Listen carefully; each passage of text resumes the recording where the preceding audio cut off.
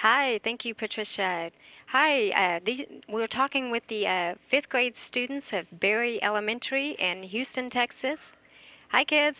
Welcome to the International Space Station Flight Control Room. I understand you guys have a lot of questions about flying in space, and it's a good thing because today we have astronaut Mike Foreman here with us. He has flown twice in space aboard the space shuttle on STS 123 and 129. Welcome, and thank you for joining us. Great to be here, Miko. Great. We're ready for your questions. Let's go.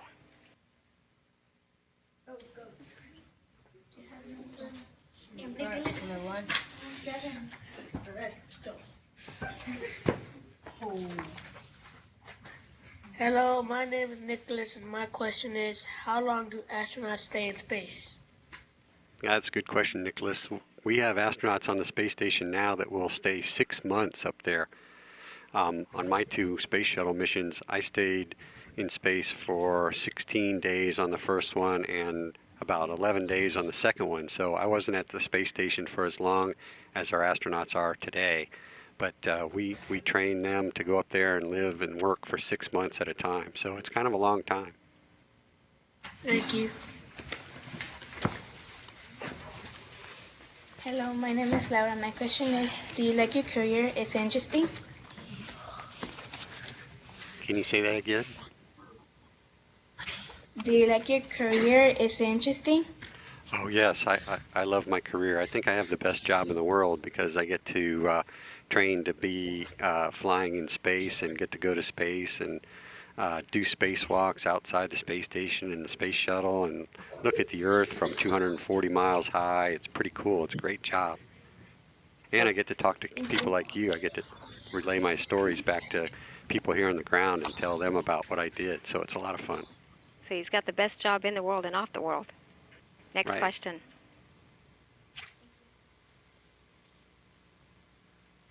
Hello, my name is Eric. My question is, what's the most dangerous job in NASA and why do you do it? Eric, I'm not sure what the most dangerous job at NASA is. You know, some people might say that astronauts have a dangerous job, and I think, NASA does a really good job of making sure that our jobs are safe as possible. So we do as much as we can. When we were flying the space shuttle, we did as much as we can to make those vehicles safe to fly, and we did a great job, I think, at that. We have some really smart people here at NASA that take really good care of the astronauts. So there's probably some more dangerous jobs at NASA than astronauts. Thank you. Hello, my name is Christian. My question is, how does a spacesuit work? How do the spaces work? Yes. I'm not sure I follow. Oh, space suits? Yes. Ah, okay, that's a good question, Christian. Okay, we have a couple of different kinds of spacesuits that we wear. When we launch, whether it be on the space shuttle or the Soyuz capsule launching from Russia to the space station, our astronauts wear a suit that protects them in case we lose the pressure inside the space capsule or space shuttle.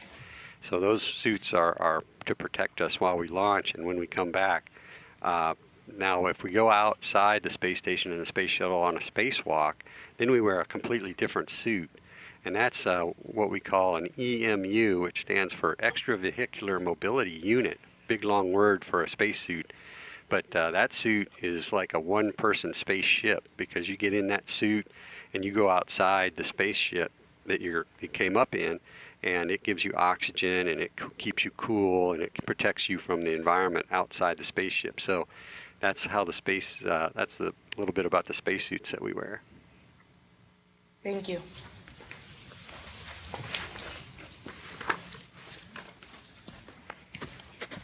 Hi, my name is Guillermo. My question is, do you need to exercise a lot on space? We do exercise a lot, both down here on Earth when we're preparing to go to space and while we're in space. And the reason that we exercise a lot in space is because we're living in a weightless environment up there, which means there's no gravity. We don't get the same, our bones don't get the same workout that they do down here on Earth. When we're walking around today, our bones are getting a little bit of a workout because they have to support our body weight. because of the gravity. But in space, we don't have that gravity, so we need to exercise our muscles to keep our bones rebuilding themselves and make sure the bones stay as strong as they were when we left for space, because we don't come back and have weaker bones. So astronauts spend about 2.5 hours a day while they're in space exercising every day. And they have several ways to do that exercise. There are several different pieces of equipment in that space gym. You want to talk about that? Yeah, they actually have a couple of different ways to exercise. They have a treadmill, which is kind of funny because a treadmill, you have to run on a treadmill, but if there's no gravity, you would just float off of the treadmill. But they have a harness that connects them down to the treadmill so that they don't float away from it while they're running on it. They have an exercise bike so they can exercise that way. And they also have a resistive exercise device, which is like lifting weights. So they can't lift weights in space because the weights wouldn't weigh anything either, but they have an exercise device that's sort of like rubber bands almost. You push against it, and the rubber bands provide the resistance that exercise your muscles. We have another question? No, thank you. Hello, my name is Guadalupe, and my question is, how do you control the spaceship without the buttons to go at the right distance to the right place? Well, we have really smart people at NASA that figure out where we need to go in our spaceship to get to the space station. So they figure that all out, and they put it into the computer, and the computer kind of knows how we get there. And when we get close enough and we can see the space station, then we can take over and fly the spaceship in to a docking. And a lot of those smart people are here in this room right now. This is, again, the International Space Station Flight Control Room, where the team is monitoring the systems aboard the space station on a daily basis, 24/7. Next question.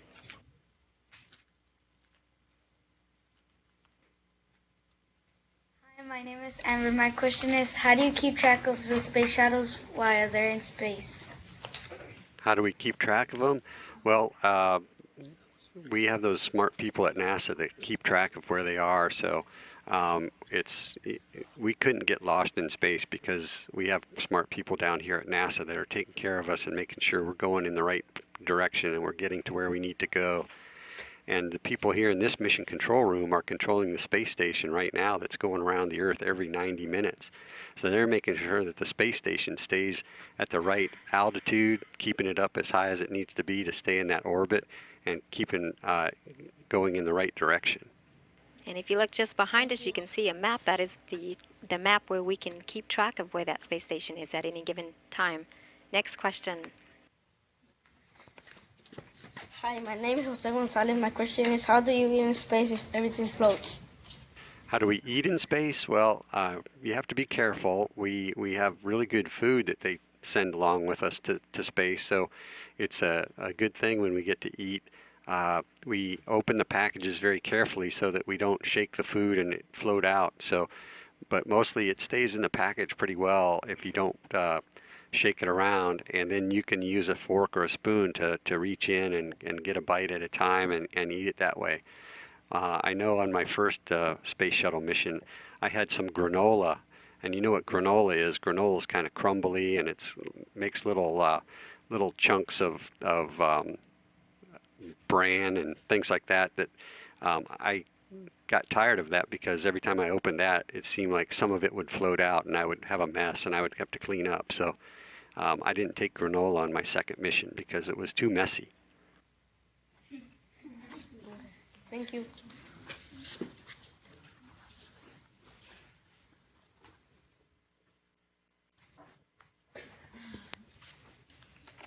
Hi, my name is Zorn, and my question is, how do you keep your food and supplies from going bad without a refrigerator or cooking it?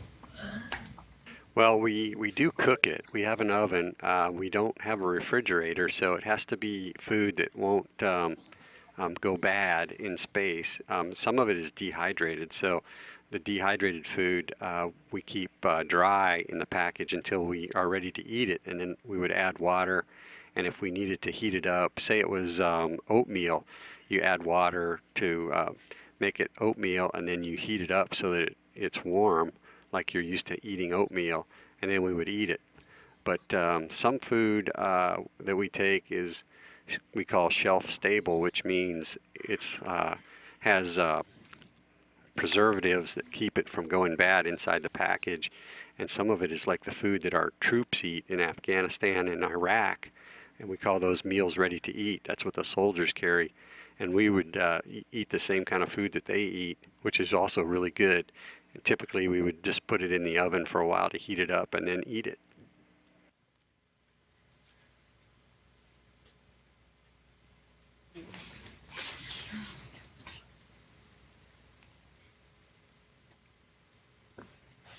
Hello, my name is Rebecca, and my question is, how do you feel after a long trip in space when you return to Earth? Well, after a trip in space, I think long or short, you're always happy to get back to Earth because there are some things that you miss in space, like we don't get to take a shower in space, so when you come back from space, you're ready to take a shower, and we have good food, but we don't have things like hamburgers or pizza, so you want to have some regular food again. You want to have a hamburger or pizza. So it's always good to be back. So everybody's happy to be back. The way you feel when you get back is at first, because you're used to living with no gravity up in space, when you come back, you first feel very heavy because your body's getting used to the gravity down here on Earth again. But that goes away pretty fast. What doesn't go away as fast is your sense of balance, because we have a thing in our inner ear called a neurovestibular system, and that's what tells us, right now that I'm tipping over, because there's a little sensor in there that sends a signal to my brain and tells it, I'm tilted. But in space, since there's no gravity for that sensor to use to tell it where it is, our brains don't get that signal for a while, and we come back, and then that neurovestibular system sort of has to turn back on, and it takes a couple of days before our sense of balance is back to 100%.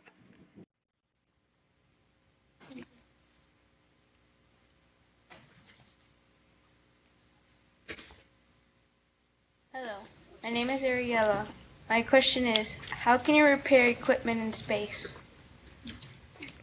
Well, we train quite a bit here at NASA to be able to repair equipment in space, and we know things are going to break, and so we take spare parts up to the space station to have them ready in case something breaks, and then when something does break, our astronauts can get a little refresher course from the ground people here in Mission Control. Will tell them how to repair what's broken, and then they can fix things.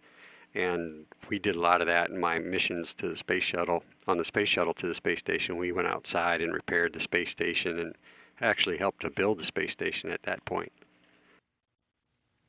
Thank you.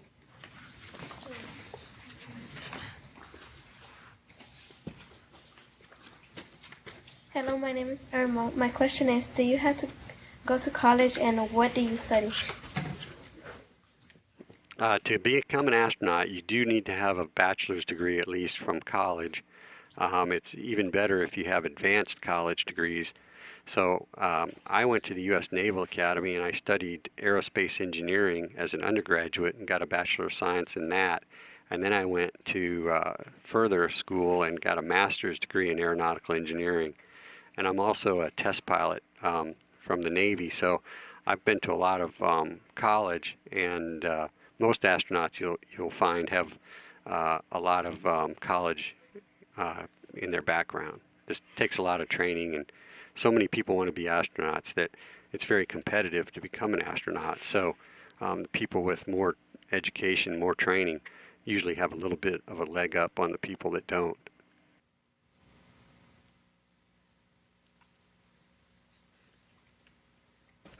Hi, my name is Vistana. My question is, what do you like to do in space? Well, I like to look outside the window and see the Earth down below us. It's amazing to see the Earth from that high up. And we're going around the Earth every 90 minutes, so we're really going fast around the Earth. We're going 17,500 miles an hour. So the Earth goes by really fast, and you get to see a lot of different parts of the world just from a short look out the window. So that's a lot of fun. And of course, since we're floating up there, we can do somersaults and we can play kind of games with M&Ms and things like that. So we work pretty hard up there, but occasionally we have a little bit of time to look out the window and take a break and play some astronaut games, I guess. Thank you. Hi, my name is Jesus. My question is it true that in 2030 there will be a one-way trip to Mars? Well, we hope that in the 2030s, let's see, you guys will be about probably, what, 29, 30 years old by then. We're hoping that we'll have a trip to Mars planned, and that we'll send people to Mars and bring them back and actually start to explore Mars, have humans go there. So maybe somebody in the room there will be one of the first people to go to Mars. Wouldn't that be cool? Yeah. Yes.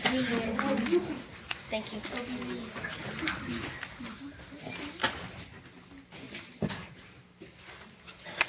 Hello, my name is Luis Trejo. My question is, how many space shuttles does NASA have and how many people can it fit?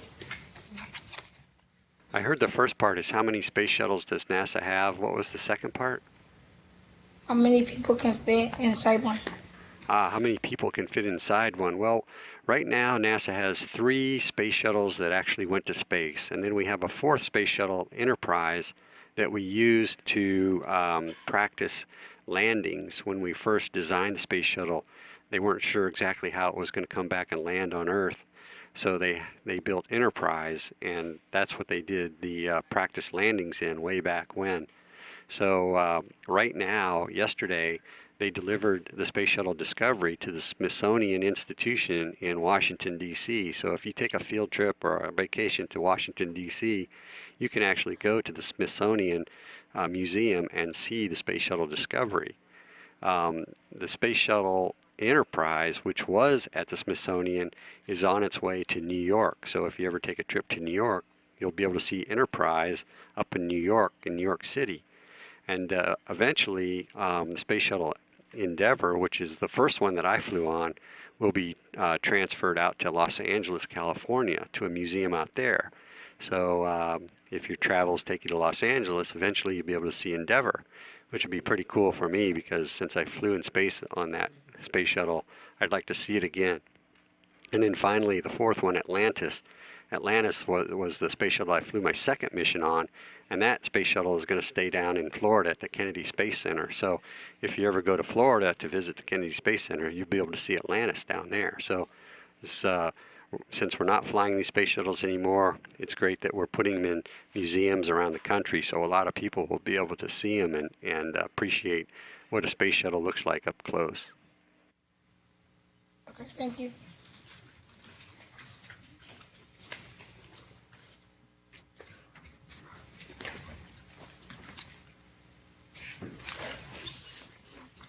Hello, my name is Luis Angel, and my question is, how old do you need to be to go to space? How old do you need to be? Yes. Well, there's no minimum age for going to space, but for our astronaut program, typically people are in their 30s when they get selected to be an astronaut because of all the training that we talked about in the earlier question about college requirements. Usually people that become astronauts are in their 30s already, and then they come to NASA and they might train for 2 to 5 years before they go to space. So typically astronauts that go to space are in their mid to late 30s for the first time. So you guys have a little bit of time to get all of your school done and go to college and get some experience before you get to go to Mars. Thank you.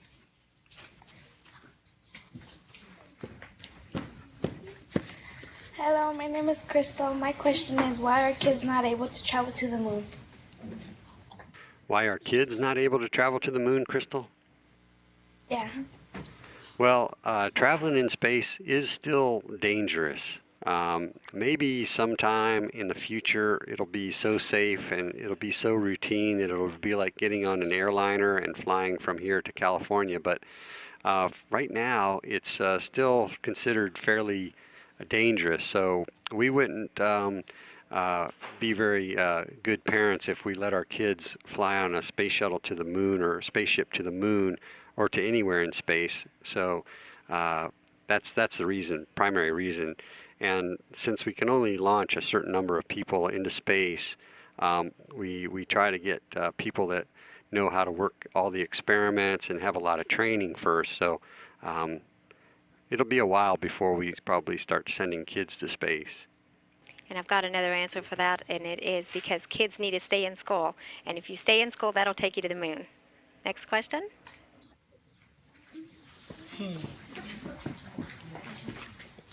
Hello, my name is Tanya. My question is, who was the first man on the moon? Who was the first man on the moon? Neil Armstrong. You know where Neil Armstrong grew up?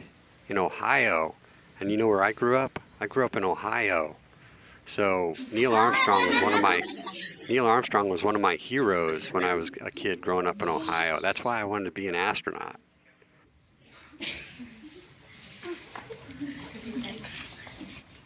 Thank you. Hello, my name is. I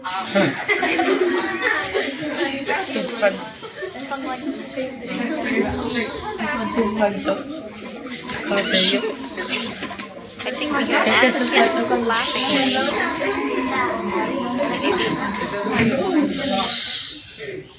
There you go. Hi, this is Patricia in the Digital Learning Network. Can you guys hear me? Yeah, we can hear you. Okay. All right, looks like we lost the audio. We lost the picture from Mission Control. So, all right, so it appears as though they may have to cut out a little early. Hold on just a second, and I'm going to see what happened, okay?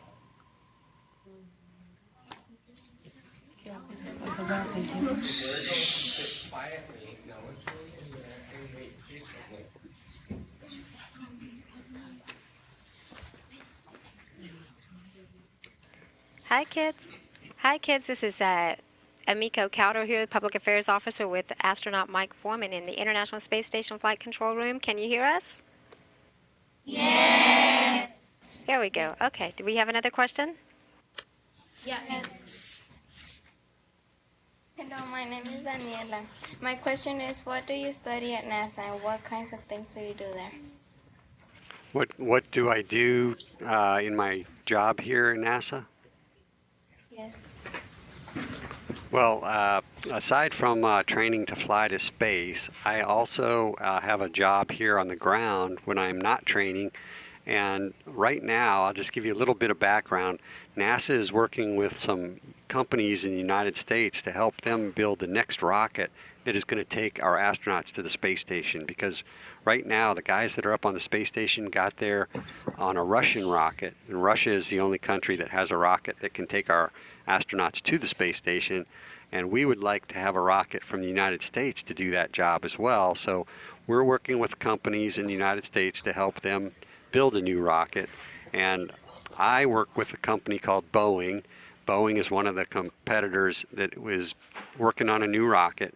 And so I help Boeing by providing them some of my background and experience here at NASA to help them build the next rocket to take our astronauts to the space station.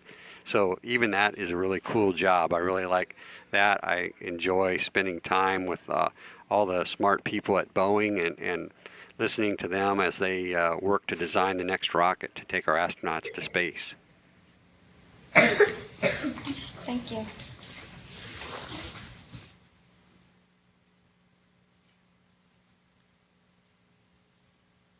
All right, that is all of our planned questions. I know one other student did have a question that he would like to ask. Is that okay?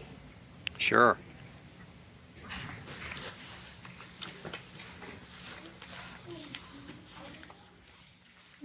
My name is Eliza. My question is, have you ever been in a meteor shower? Well, sort of. In space, sometimes you see more meteors coming through our atmosphere, upper atmosphere, it seems like, than when we're down here on Earth. Maybe because we're up there and we're looking out the window more, and we see them. But I can also tell you that since I've been outside the space station doing spacewalks, and the space station is mostly made of metal, you see a lot of little pit marks, little dents in the outside of the space station from where micrometeorites have hit. So we know that there's a lot of things up there that come back and actually hit the space station on the outside. They're really tiny, but they're going really fast, so they make a little mark. So yes, I've been inside a meteor shower, I guess, by living in the space station for a few weeks. Good questions, and I think that is all the time we have today. We really appreciate you guys. We're glad you were able to come and join us here in the International Space Station Flight Control Room. Again, thank you, Mike, for coming. You heard it here. This is the best job in the world and off the world, so study hard. Thank your teachers and eat your veggies. This is Mission Control Houston. Thank Bye, you. kids. Thank you, Mr. Mike. Thank you. Nice to see you. Thank you.